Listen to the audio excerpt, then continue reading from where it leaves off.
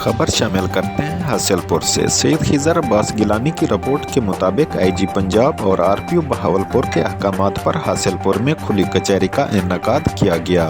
जिसमें डीपीओ बहावलपुर इबादत निसार ने अवाम के मसाइल सुने। खुली कचहरी में डीएसपी राना अकमल रसूल नादिर, एसएचओ थाना सिटी राव शहजाद बाबर, एसएचओ थाना सदर जाम अब्दुल गफ्फार, एसएचओ थाना कैमपुर शाह जरीन खान समेत Syed Akhtar Hussain Bukhari advocate, member Punjab bar council advocate Mohammad Afzal Durala, सदर bar Jahad Chaudhry advocate Shamoon Bhatti advocate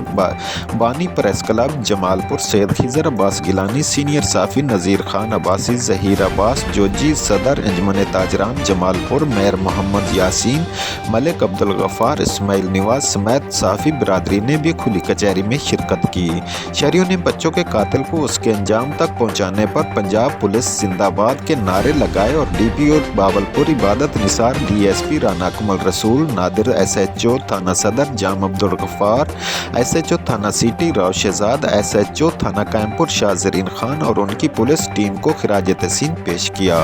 DPO ने साइलिन के मसाइल सुनते हुए शहरियों के माल और उनके तहफ़्फ़ुज़ की यकीन दहानी करवाते हुए कहा, मेरी टीम यहाँ आपकी हिफाजत के लिए 24 घंटे मौजूद है।